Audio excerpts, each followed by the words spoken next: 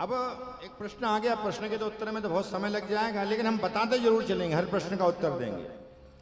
गणेशत्रयम, याद रखिए बात, इसको नोट कर लीजिए चाहे तो, ये या मोबाइल पे सुनिए आप।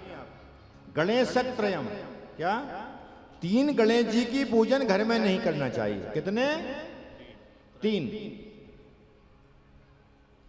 3 गणेश जी की पूजन घर में नहीं करना चाहिए।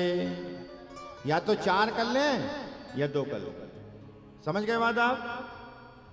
4 कर लें या 1 कर लें। लिंगद्वयम, 2 शिवलिंग की पूजन करना चाहिए, नहीं करना चाहिए। कितने की? 2 की। 1 कर लो या 4, 5, 6, 8, 10, 12 जितने करना है, द्वादश लोग कर लीजिए। 2 की नहीं करना चाहिए। सबसे ज्यादा महत्व है तो नर्मदेश्वर का सबसे ज्यादा महत्व है। नर्मदेश्वर आपके यहां आ गए, संपूर्ण सिद्धि और आपकी मोक्ष की प्राप्ति हो जाएगी। और इनमें जो पार्थिव शिवलिंग का आप पूजन कर रहे हैं, इनको जितने भी शिवलिंग लें, इनमें महाराजा इनको पार्थिवेश्वर कहा है।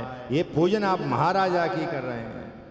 स्वर्ण के शिवलिंग से ऐश्वर्य प्राप्त होता है, चांदी के शिवलिंग से धन ऐश्वर्य विभूतियां प्राप्त होती है, मणि के शिवलिंग से राजपाट पद प्रतिष्ठा राजपाट प्राप्त होता है। मणि के शिवलिंग से, पारे के शिवलिंग से तत्काल धन मिलना चालू हो जाता है।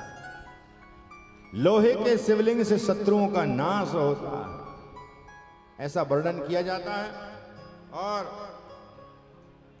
घर में इसमें दूसरा प्रश्न और आ गया है, कार्तिक शर्मा ने किया है कि कितने बड़े घर में शिवलिंग रख सकते हैं या मूर्ति रख सकते हैं। केवल प्रादेश मात्र की घर में मूर्ति होना चाहिए। कितनी? प्रादेश, इसको प्रादेश कहा है। इससे बड़ी मूर्ति घर में नहीं होना चाहिए। यदि इससे बड़ी मूर्ति घर में है तो मंदिर में दे दीजिए, और नहीं इससे बड़ी मूर्ति है तो दर्शन के लिए रख सकते हैं, पूजन के लिए नहीं। समझ गए बात? दर्शन के लिए रख सकते हैं लेकिन पूजन के लिए नहीं रख सकते हैं। कुछ बीच में ऐसे आवा आ गए कि उन्होंने शिवलिंग को ही घर से बाहर हटा दिए। वो 10 के नोट में कृपा बरसा रहे थे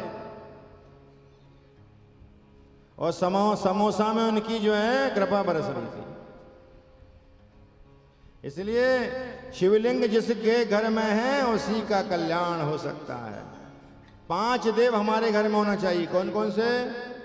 गणेश जी, देवी जी, शंकर जी, शालिग्राम और सूर्य भगवान, ये 5 देव हमारे घर में होना चाहिए।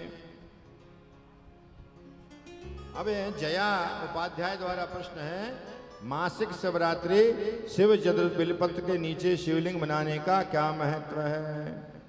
देवी जी, अरे रोज ही बहुत महत्व है। रोज पूजन करो तो रोज उत्तम है, क्योंकि शिव चतुर्दशी है तो उसमें फल अनंत गुना हो जाता है। क्योंकि शिव की चतुर्दशी है, भगवती का बिल्व वृक्ष है और इसमें शिव का पूजन अनंत गुना फल देता है। कल हमने कहा था बिल्व का पूजन, शिव का अभिषेक और उसी जगह ब्राह्मण का भोजन कराओगे आप तो लक्ष्मी कभी घर छोड़कर नहीं जाएगी। ऐसा बिल्व के नीचे पूजन का महत्व है।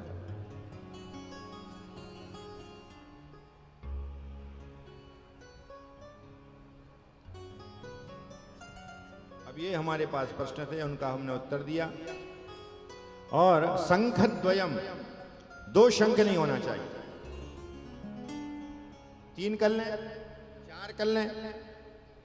चक्रद्वयम, 2 चक्र नहीं होना चाहिए। श्री चक्र 2 नहीं होना चाहिए। और ये इसका नियम है। माताओं को शालिग्राम की पूजन नहीं करना चाहिए। माताओं को जो है लड्डू गोपाल की पूजन करना चाहिए, विष्णु भगवान की पूजन करना चाहिए। और माताएं यदि शंख पर चंदन पुष्प और तुलसी पत्ता केला चढ़ा देंगी तो शालिग्राम के पूजन का फल उनको मिल जाएगा। पूजन का फल केवल शंख में जल चंदन और तुलसी पत्ता लगा देंगे तो उसका फल मिल जाएगा। चलिए अब आगे बढ़ते हैं। प्रश्न बहुत हैं हमारे पास, इतने प्रश्न पूछे, इसका हमने समाधान किया। और ये शास्त्रोक्त है, सब शास्त्रोक्त। शिव पूजन में बड़े भाव से पूजन करना चाहिए। पूजन में प्रदर्शन नहीं, दर्शन होना चाहिए। और दर्शन का अर्थ है शांता सुखाय रघुनाथ गाथा। गोस्वामी तुलसीदास जी ने रामचरितमानस लिखी तो उन्होंने कहा कि स्वांता सुखाय, मैं मेरे आनंद के लिए जो लिख रहा हूं, तो पहले आप अपने आनंद के लिए करिए। काय के लिए? बाहर आनंद में मत जाइए। आपको मालूम है कि नहीं, यदि यहाँ पर पुराने लोग हों तो समझते हैं, जब काला मृग हो जाता है, बहुत पुराना मृग हो जाता है, तो उसके अंदर कस्तूरी पैदा हो जाती है। कस्तूरी जब पैदा हो जाती है तो उसके अंदर सुगंध आने लगती है। जब सुगंध आने लगती है तो वो सुगंध की सोचता है कहाँ सुगंध आ रही, ढूंढने लगता है सुगंध, और आखिरी में जाकर के अपने शरीर का परित्याग कर देता है और उसको कस्तूरी नहीं मिल पाती है। ठीक हम लोग भी इसी तरह हैं। आत्मा के अंदर परमात्मा बैठी है। जिस प्रकार से मृग जो है बाहर ढूंढ रहा है, अरे आत्मा के अंदर ही तो परमात्मा बैठा हुआ है। और आत्मा और परमात्मा को हमने पहचान लिया तो संसार सागर में आप आगे बढ़ जाएंगे और भगवत सत्ता को आपको प्राप्ति हो जाएगी। नमः पार्वती पते।